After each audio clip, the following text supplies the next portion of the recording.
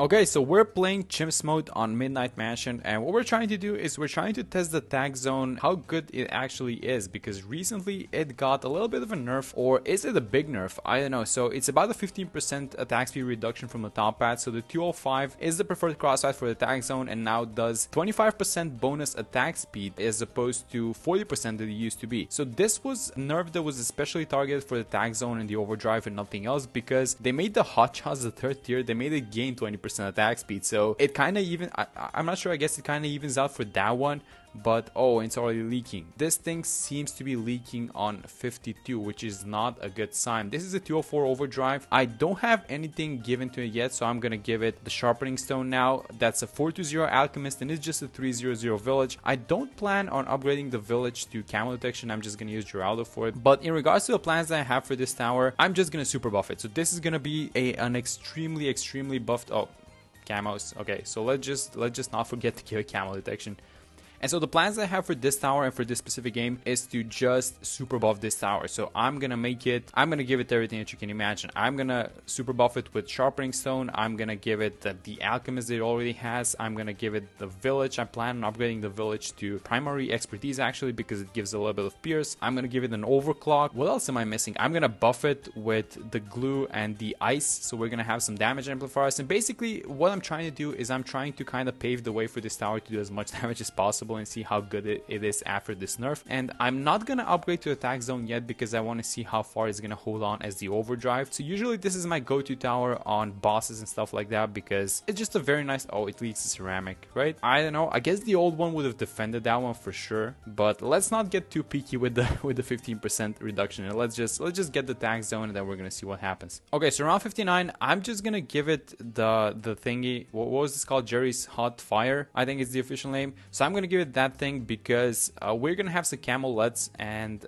see, the problem with this one is that we only have one way to pop the camolets at this point, which is the Tack Zone, but it's dependent on the AMD buff and it's not really consistent. And we're also gonna have some lead balloons later on 63, so I'm just gonna give this thing now just to take care of the lead balloons. And it's not exactly significant and, you know, kind of getting a gauge on how good the Tack Zone is, because it was gonna defend anyways, but it is gonna get a lot more interesting later on. And I'm not sure about Midnight Mansion, because the thing with this map is that the balloons are kind of coming out from both sides, which means that since we have it on the right side, something expired. What expired? Do we have the sharpening stone? Yeah, we do. Oh, it's just a camo detection, that's fine. And so what happens with this map is that because you have the balloons coming out from the right and from the left side, and because the right side is closer to where our Tack Zone is, we're not exactly defending the full thing, right? I also want to use the Beast Handler. I want to use the 2x ability because it's a new tower and I just want to incorporate it in this Chimps run. And I also want to use the Relentless Glue because those two are an amazing pair. And I just want to see what happens, because I kind of want to set up all of these balloons, you know, next to the Tack Zone and kind of make its life a little bit easier, but I'm not going to be using things like boomerangs and stuff like that. Okay, so round 74, and this thing lost once and it is going to lose again, which is just the weirdest round to lose on. I mean, it's kind of a Pierce problem when you think about it, because it's just a bunch of 45 ceramics beneath the BFB. I think I'm just gonna let it go one last time and see what happens, and then if it doesn't work, I'm just gonna overclock it. So let's see what happens now.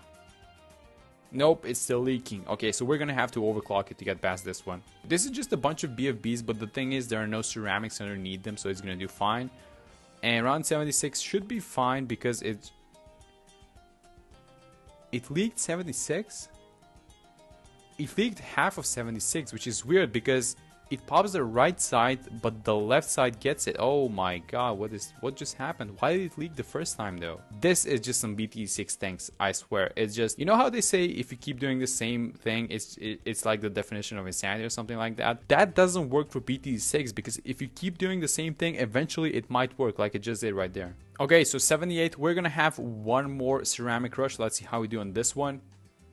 Yeah, no problem. It wasn't even close action on this one, so I don't know what happened on 76. Maybe some ceramics regrew a little bit or something like that, but I'm gonna get the primary expertise now, and the reason why I'm doing it is because it's gonna give it more pierce, and this is what this thing needs. It needs a lot more pierce, because I guess the 025 is the pierce crosspath, which is kind of whack. I'm gonna be honest, it's not really a good crosspath. But now that this thing has been pulled back a little bit, I don't know, does it make you think the millipede becomes more viable just because this thing is a little bit weaker? Okay, now this is an interesting tower that I just bought. I got the glue storm, and I wanted to get this tower because we need some damage amplifiers, but but we are also going to need some sort of a substitute for the MIB because the out buff is not going to be enough. And I also got the 420 embrittlement. So both of these guys, are we fine with that ceramic balloon at the bottom?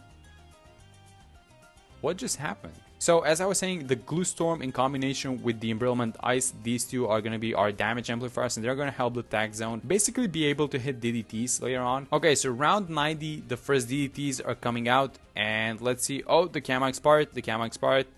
Let's give it some camo. I'm going to use the ability. It has a sharpening stone, and the first DDTs are, as expected, not a problem. It's only 3 of them, but I think rounds like 93 is going to be fine, I think, but 95 is going to be the first real challenge that we're going to have with this tower. Anyway, let's get some other towers. So I've been thinking of getting the Beast Handler. I want to get the T-Rex, and I want to get the T-Rex for the ability. So I want to have it next to the village up top, and I want to use the ability and just kind of set everything up right. So I want to get this thing. We have the ice. We're going to get the T-Rex now, and we're going to kind of have the relentless glue, which now explodes and stuns balloons around it. So this should be pretty interesting. So let me get the glue. Let me get the Moab glue, the relentless glue eventually, and then we'll see what happens. Okay, so round 93, we're going to have some DDTs. Let's overclock the Tack Zone. Let's use the ability. That might have been a little bit early. Nope, it's just fine. Use the T-Rex ability just to stun them, and that was round 93. Although, I have a feeling that there's something wrong with the Glue Storm. Are you guys seeing that? What just happened? I feel like it doesn't affect the DDTs that come out of the right side immediately. And that's a little bit of an issue because the Tack Zone doesn't have time to attack them. But let's see what happens on 95. So everything is buffed, everyone has camo. Let's just watch the DDTs on the right side. Yeah, exactly. They're not getting affected immediately, and that means that the Tack Zone is not able to damage them. It's relying on the embrittlement for it to be able to damage them, and it's just not happening on time, and that's why we're losing to 95. I feel like it's supposed to be beating it easily. It's just the Glue Storm is not affecting them, so I might have needed to get an MIB for this. Okay, round 3, and I'm gonna give it the pickles. I'm not really keen on kind of being stuck on this round for a long time, so I'm just gonna give it the pickles, see what happens. I hope we defend, but this thing is still leaking. Oh, there we go, primary expertise clutch. You guys see that one? More ceramics, go get them.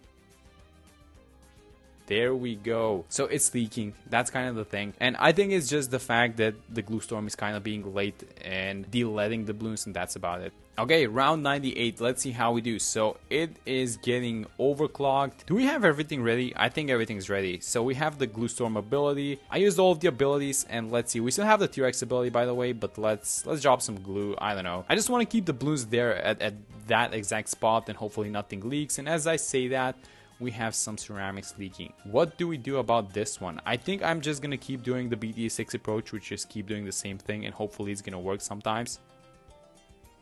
There we go. That was a very short, but I think that's going to be a very important T-Rex ability because it just held a little bit of them. It also has some pierce, I guess, because it didn't affect all of them, right? So what's the pierce on the ability? Does anyone know? Does everyone have camo? Everyone has camo. Everyone has all of the buffs. I'm just going to drop a bunch of glues to left and right, and I guess we have the pickle for one more round. Okay, so round 99, the Rejuv potion is ready if we need to reset cooldowns. Overclock, I was a little bit late with that one, I'm gonna be honest. Let's see if we can clutch it up with these mines.